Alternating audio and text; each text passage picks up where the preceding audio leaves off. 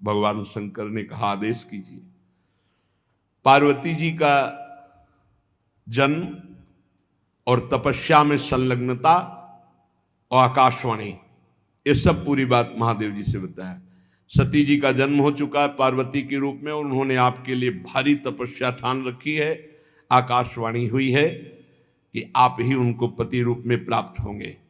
पूरा पार्वती चरित्र सुनाया और कहा प्रभु अब बिनती मम सुनहु शिव, जो मो पर निज नेहु, जाई विवाह शैल जही, यह मोहि मांगे देहु।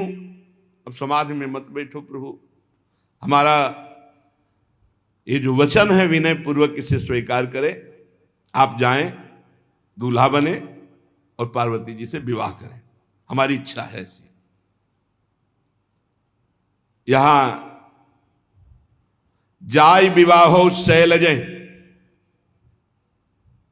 स्वामी रूप से कह रहे हैं, यह मोहि मांगे देव सेवक रूप से कह रहे हैं।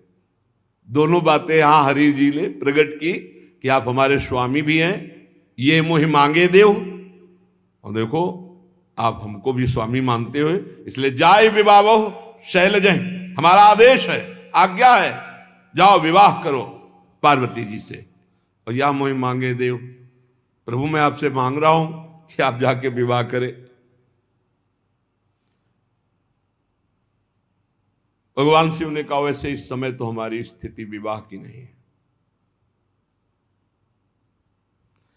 पर नाथ बचन पुण्य मेट न जाहि, स्वामी की आज्ञा शिरोधार्य है। सिरधरि आयस करी तुम्हारा परम धर्म या नाथ हमारा, आपकी आज्ञा का पालन कर। यद्यपि काशी यद्यपि उचित असना है, इस समय जो हमारी स्थिति है वो आप जानते हैं प्रभु, पर आपकी आज्ञा, स्वामी की आज्ञा पालन करना ही सबसे बड़ा धर्म है।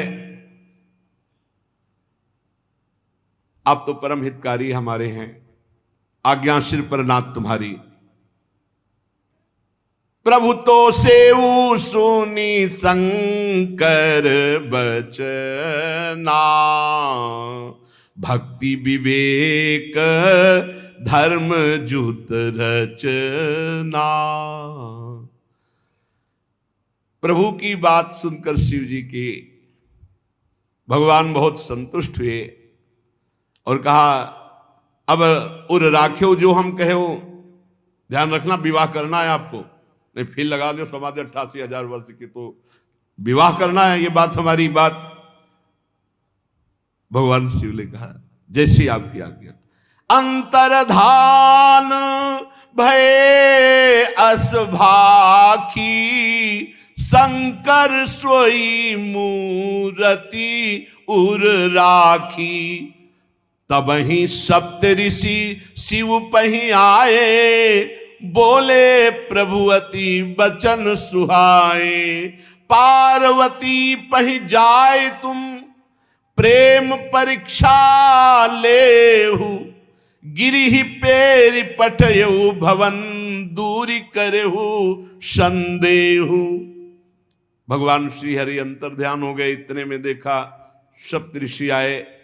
भगवान देवादिदेव महादेव की दंडवत की। महादेव जी ने कहा बहुत अच्छे अवसर पर आए, जाओ एक सेवा तुम्हें दे रहे हैं। तुम पार्वती जी तप कर रही हैं मेरे लिए, तुम उनकी प्रेम परीक्षा लो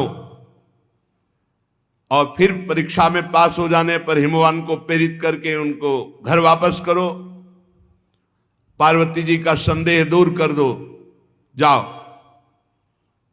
प्रणाम किया, सप्त ऋषि आज्ञा का पालन करते हुए पार्वती जी के पास पहुंचे। उस समय देखा ऋषिन गौरी देखी ताहा कैसी, मूर्तिमंत तपस्या जैसी। देखा मानो मूर्तिमान तपस्या बैठी वैसे भगवान शिव के ध्यान में मग्न अंबा। बोले मुनि सुनु शैल कुमारी, करहु कवन कारण तप भारी। ऋषि जन गए तो सोचा माता जी आंख कैसे खोलेंगी, नमः पार्वती पते हर हर हर महादेव। माता जी ने आंख खोला, क्योंकि प्रीतम का नाम ही आंख खुलवा सकता है। सप्तऋषियों को देखा, आदर दिया, आओ विराजो। सप्तऋषियों ने कहा बस ऐसे ही जा रहे थे, देखा आप तपस्या में संलग्न हो, इतनी कठोर तपस्या तो भूतो न भविष्यति, पर आप चाहती क्या हैं? के ही अवराधहु का तुम चाहू, हम सन सत्य मरम किन कहू। क्या चाहती हो? किसकी आराधना कर रहे हो? क्या फल है आपकी इस तपस्या का? आप कृपा करके वर्णन करेंगे? मुस्कुरा दिया माता जी। कहत बचन मनो अति सकुचाई, हंसी हो सुनी हमारी जड़ताई। पर्वत से प्रकट हूं, हंसोगे पक्का हंसोगे। मन हठ परा न सुनई सिखावा, चाहत बारी पर भीति उठावा। मन ने हठ ठान लिया है। हंसोगे इसलिए कि जैसे कोई बहती हुई प्रबल धारा को बालू के बांध से रोकना चाहे, ऐसे मैं रोकना चाहती हूं, क्योंकि मैं पर्वत से प्रकट हूं और मैं अपने गुरुदेव के वचन को कभी नहीं टाल सकती। नारद कहा सत्य सोई जाना, बिनु पंखन हम चाहें उड़ाना। देखो मुनि अविवेकु हमारा, चाहिए सदा शिव ही भरतारा।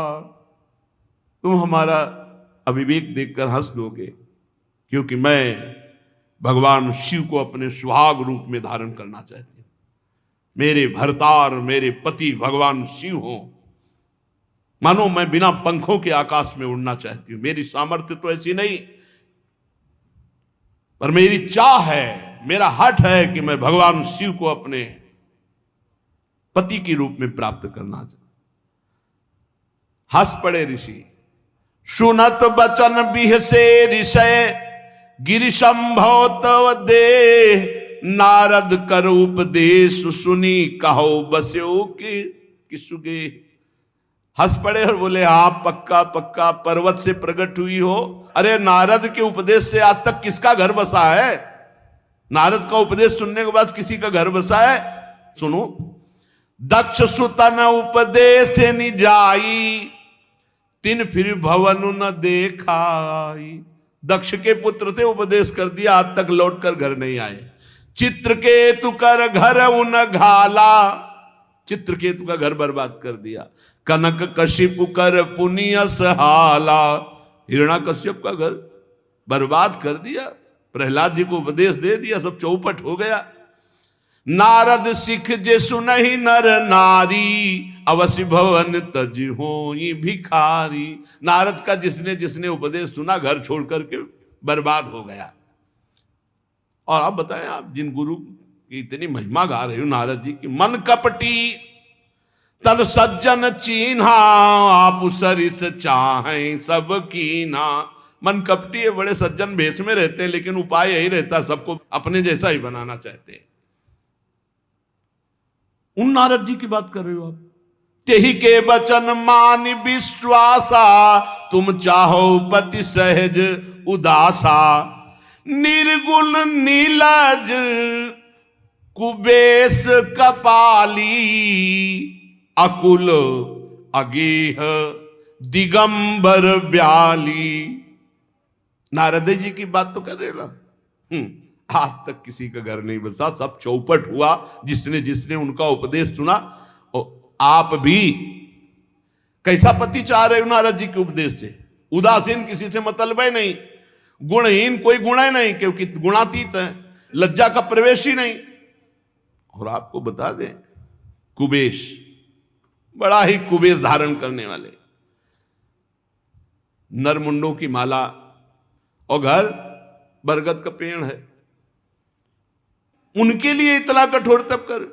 कहू कवन सुख असबरु पाए, भल भूलिहु ठग के बोराए। ऐसा दूल्हा मिलने से कौन सुख मिलेगा? नारद जी के चक्कर में आकर के आप भी इतनी कठोर तपस्या शिव के लिए कर रहे हो, परीक्षा ले रहे। सप्त ऋषिजन माता जी की परीक्षा ले रहे। देखो अब स्थिति क्या है शिव की, हम बताएं आपको।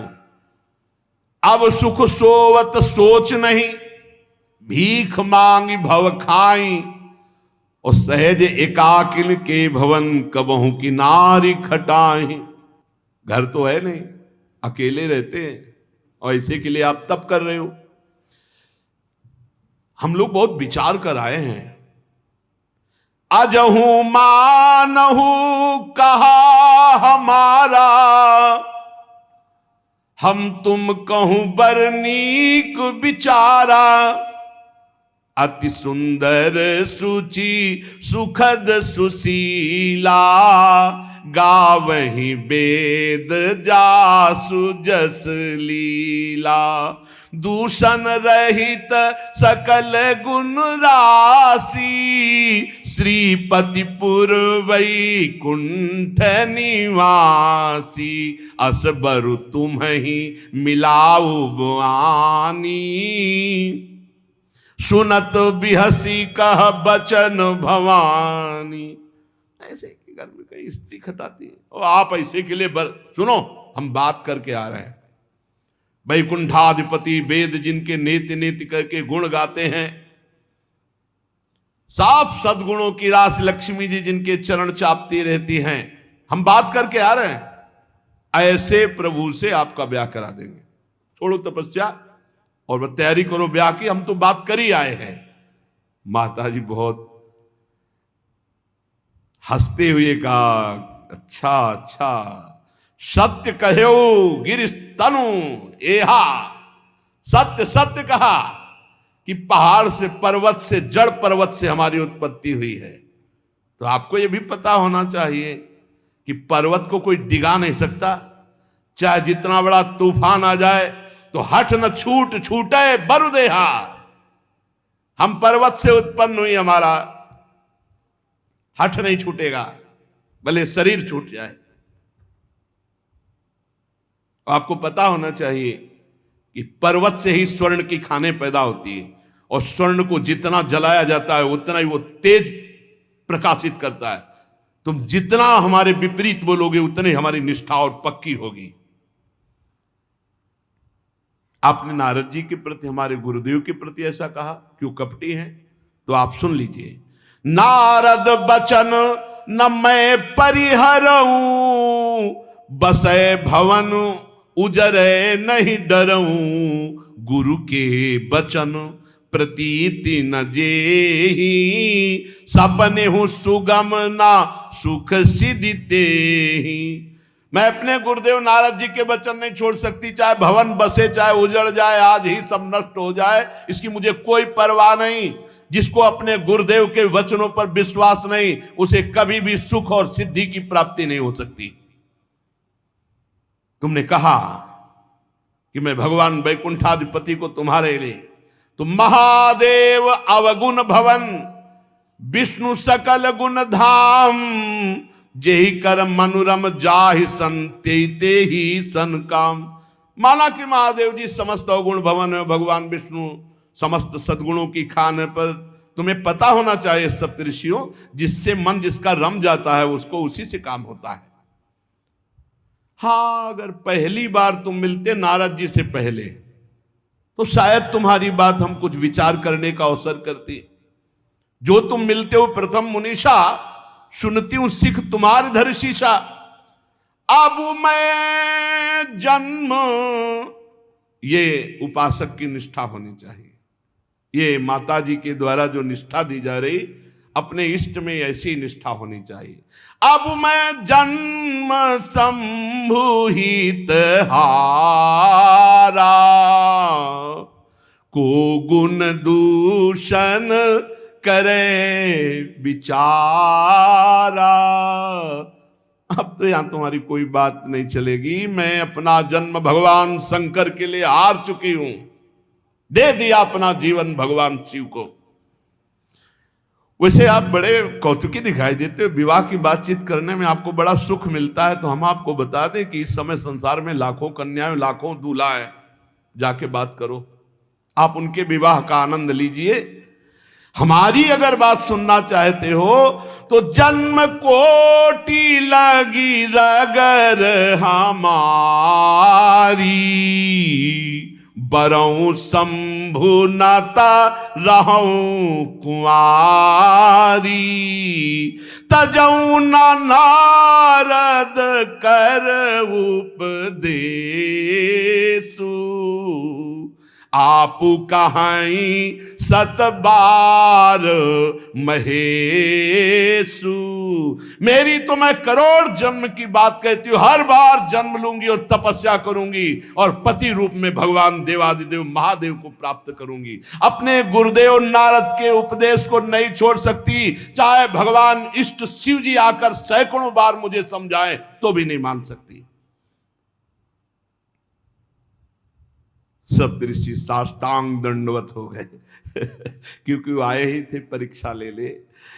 मैं पापरों कहीं जगदम्बा, तुम गृह गवनौ भयो विलंबा, देखी प्रेम बोले मुनि ज्ञानी, जय जय जय जगदम्बिके भवानी, जय हो जय हो जय।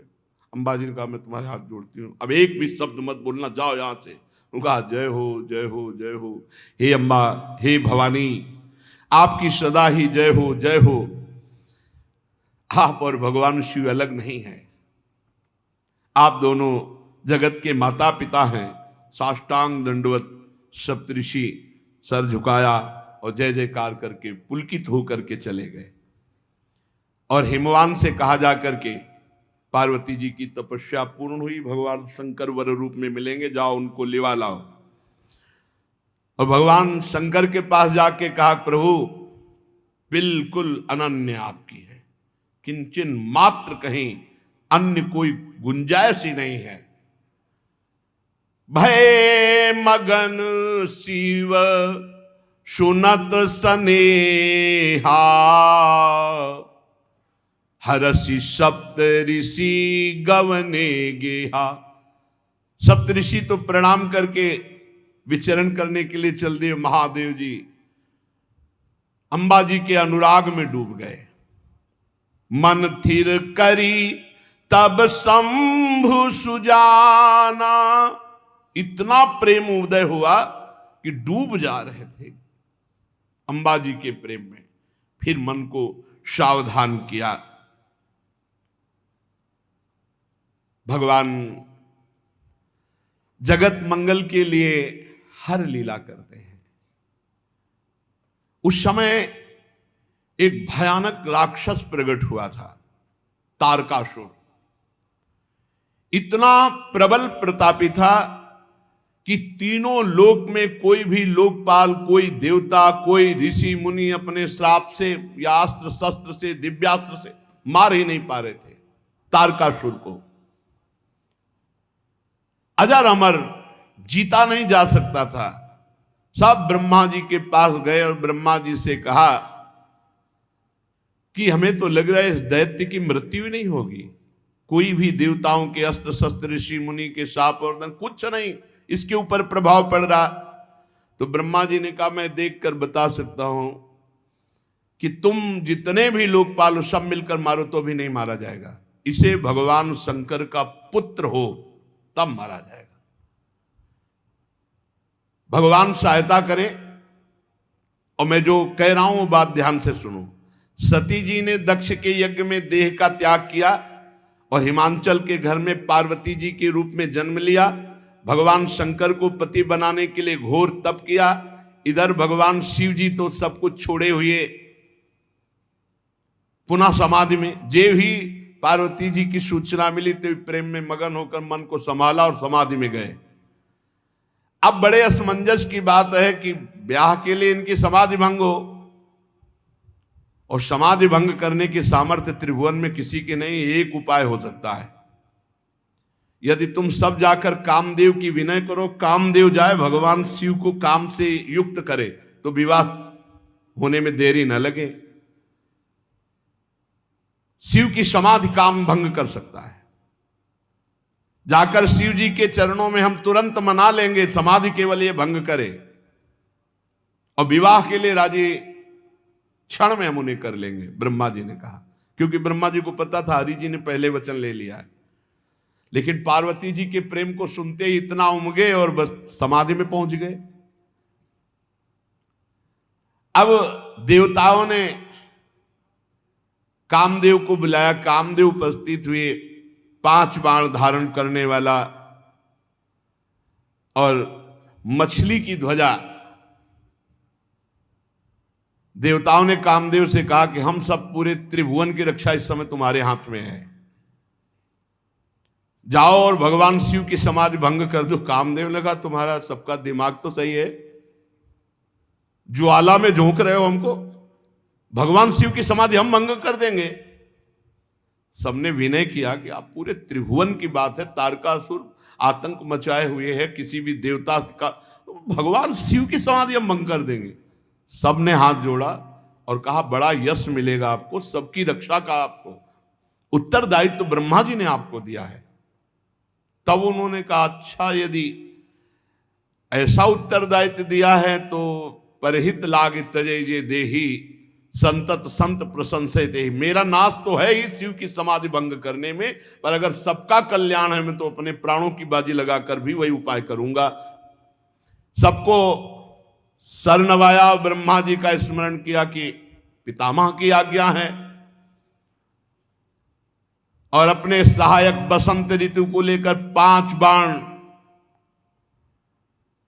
मन में निश्चय किया। शिव विरोध का मतलब है मृत्यु, पर मैं जगत मंगल के लिए करूंगा। बस वहां से जे भी चला अपना प्रभाव फैला दिया, पूरा संसार काम के वश में हो गया, पूरा संसार। जितने ब्रह्मचर्य नियम संयम धीरज धर्म ज्ञान विज्ञान सदाचार जप जोग वैराग्य विवेक सब काम के प्रति व्याकुल हो गए। भाग्यो विवेक सहाय सहित सुसुभट संयुग महिमुरे सदग्रंथ पर्वत कंदर निमो जायते अवसर जुरे। ये संयम नियम ब्रह्मचर्य जोग ज्ञान वैराग्य सब ग्रंथ में लिखा रह गया। सब लोग कह रहे हैं क्या हो रहा है, सबके हृदय में काम भाव जागृत हो गया। जे सजीव जग अचर चर नारी पुरुष नाम ते निज निज मर्जाद तज भय सकल बस काम। स्त्री पुरुष संज्ञा वाले चर अचर प्राणी सब अपनी मर्यादा छोड़कर काम के अधीन हो गए। सबके हृदय में एक ही अभिलाषा काम। बेलें वृक्षों में चढ़ने लगी, नदियां समुद्र में, ताल तलैयों सब जड़ में। जब जड़ की दशा तो चेतन जीवों की दशा क्या, आकाश जल पृथ्वी में विचरने वाले पशु पक्षी सब अपने ऋतु को भुलाकर काम विवश हो गए। कामांध चकवा चकवी रात दिन का भेद छोड़ दिया। देवता दैत्य मनुष्य किन्नर सर्प प्रेत पिशाच भूत प्रेताले तो सब काम ही के गुलाम हैं। इनकी दशा क्या वर्णन करें, हम दशा उनकी वर्णन कहते हैं जो ब्रह्माकार वृत्ति में थे। बोले भय काम बस जोगी तापस पामरन की को कहे, देखें चराचर नारी में जे ब्रह्म में देखत रहे। अबला बिलो कहीं पुरुष में जग पुरुष सब अबलामयम, दुई दंड भरी ब्रह्मांड भीतर काम कृत कौतुक अयम। जोगी जी तपस्वी जी ब्रह्म ज्ञानी जी ये सब जो है, जो ब्रह्म में देख रहे थे वो नारी में देखे। ऐसा काम का प्रभाव। अरे भाई, स्त्री पुरुष जड़ चैतन्य जोगी ज्ञानी ब्रह्मचारी नियमी संयमी बैरागी तपस्वी सब काम के अधीन। धरी न काहू धीर सबके मन मन सिज हरे, और जे राखे रघुबीर ते उबरे तेहु काल मह। जो भगवान के चिंतन में डूबे थे, उन जो भगवान के दास थे उनमें कोई फर्क नहीं, क्योंकि काम का फर्क अहम में पड़ता है। 48 मिनट में पूरे ब्रह्मांडों में काम का कब्जा, कोई ऐसा नहीं, भगवान जिसको बचाए उसके सिवा कोई ऐसा नहीं जो काम के अधीन ना हो गया हो। अब जेव ही कामदेव भगवान शिव के पास पहुंचा, जेव ही शिव जी को देखा डर गया। शांत स्वरूप भगवान के ध्यान में निमग्न समाधि, शिव ही बिलो कि ससंख्य उमारू भयो जथातिथि सब संसार। 48 मिनट बाद जब वो भगवान शिव को देखा, घबरा गया। जो ही घबराया तो पूरा ब्रह्मांड चैन से हो गया। काम घबराए तो ब्रह्मांड चैन से, और काम अगर घबराए ना तो पूरे ब्रह्मांड को बेचैन कर दे। अब जैसे कोई नशा उतर जाए ऐसे उतर गया सबके। ये क्या हो रहा था अभी 48 मिनट तक? महाभयंकर भगवान शिव को देखकर थर थर कांपने लगा कि कैसे इन पे बाण संधान करें। आखिरकार उसने कहा वापस तो लौटेंगे नहीं, भगवत कार्य के लिए आए हैं, ब्रह्मा जी का आदेश है, मरना तो पक्का है। बसंत ऋतु से कहा प्रकट करो अपना प्रभाव। मलय मारुत को कहा शीतल मंद सुगंध वायु, वन उपवन सब सुंदर। अप्सराओं से कहा सामने हम नहीं रहेंगे, पीछे से नृत्य करो, पीछे से। ऐसा जाल रचा कि योग योगिंद्रों मुनिंद्रों के गुरु हैं भगवान शिव। जितनी काम की ताकत थी, सकाल कला कर कोटि विधि हारे सेन समेत, चली ना चल समाधि शिव कोपिव हृदय निकेत। सब कला कर लिया, कुछ फर्क नहीं पड़ा भगवान शिव की समाधि में। वो अपने ही स्वरूप में है। बहुत क्रोध आया काम को कि जिस काम के लिए आया वो तो काम ही नहीं बना। सामने एक वृक्ष, बट वृक्ष के नीचे भगवान शिव दूर, कितना दूर आपने कल सुना, 75 योजन दूर। 75 योजन दूर एक आम के वृक्ष की डाल में छिपकर 5 बाण का संधान करके भगवान शिव के ऊपर एक साथ छोड़ा, कान तक खींच करके। कामदेव के तीक्ष्ण बाण 5 जाकर भगवान शिव के हृदय में लगे। आंख खोल दिया, ये देखो कितना प्रबल है। बुनगा होके ताल ठोकते हैं। अपने लोग भुनगा होके ताल ठोकते हैं। अरे सोचो 5 बाण मारे तो शिव की समाधि भंग हो गई। इसलिए राधा राधा राधा राधा। शिव जी ने आंख खोल करके, कौन ऐसा जो मेरी समाधि को खोल सकता है? भगवान शिव की दृष्टि अमोघ है। तुरंत देखा आम के पल्लों पर छुपा हुआ काम बाण संधान करके मारा। शिव जी ने 2 बंद कर लिए, तीसरा खोल दिया। 2 से देखा और 2 बंद किए, जो ही तीसरा तो मैं पेड़ सहित भस्म हो गया। शिव जी की दृष्टि। तीसरा नेत्र खोलते ही राखें मिली हुआ, न काम के धनुष, न बाण, न पेड़, थोड़ी मुट्ठी भर राख पड़ी थी। शिव है। अब तो हाहाकार मच गया पूरे संसार में। जितने साधक थे, योगी बैरागी ज्ञानी, बोले जय भगवान, काम भस्म हो गया। सारी झंझट तो इसी की थी। बड़े बड़े डरते इससे। सब ने कहा भगवान तुम्हारी जय हो, जिंदगी भर के लिए अब कोई चिंता नहीं, क्योंकि यही चिंता है। बड़े बड़े साधक को सब नाचने लगे, योगी ध्यानी ज्ञानी बैरागी। अब क्या, काम भस्म हो गया। विजयी जोगी अकंटक भय पति गति सुनत रति मूर्छित भई। रति ने सुना हमारे पति को भगवान शंकर ने भस्म कर दिया, रोते हुए गई। चरण पकड़ा आशुतोष कृपालु शिव, आप हमारी रक्षा करें, आपने तो हमारे सुहागई को भस्म कर दिया, प्रभु आप कृपा करो। तो कहा ठीक है,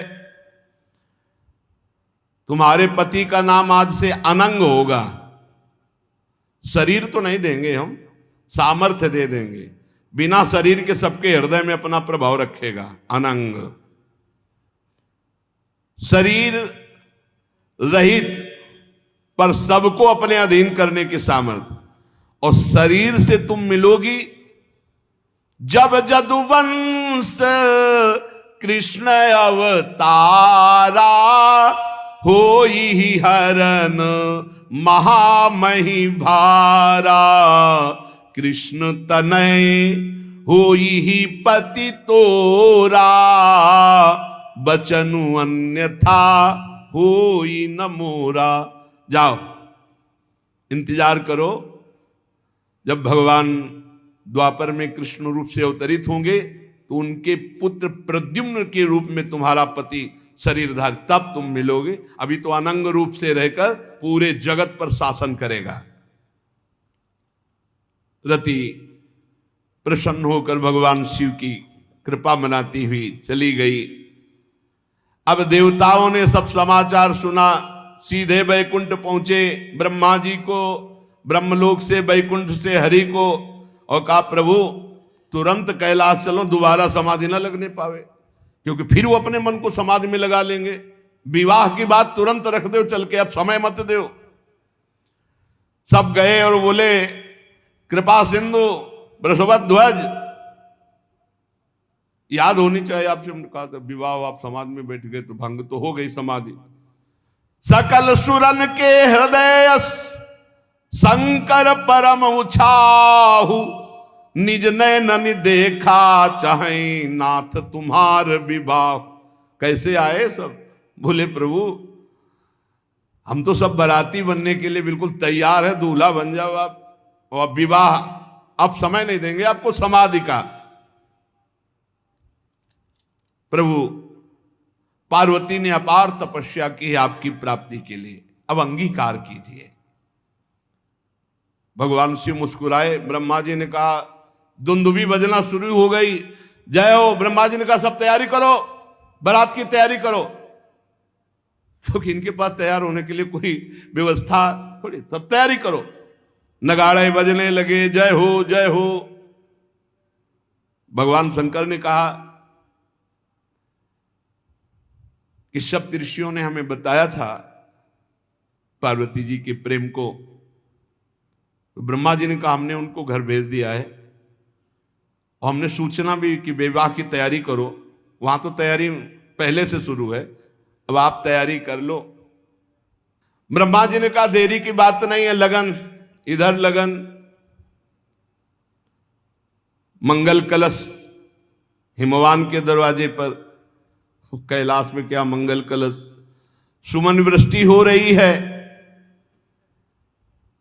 ब्रह्मा जी ने कहा देखो दूल्हा रहोगे आप, पर आगे नहीं रहोगे, सबसे पीछे तुम्हारी बारात रहेगी, सबसे पीछे। भगवान शंकर लगे सवारन सकल सुर वाहन विविध विमान, हुई सगुन मंगल सुबद करई अप्सरा गान।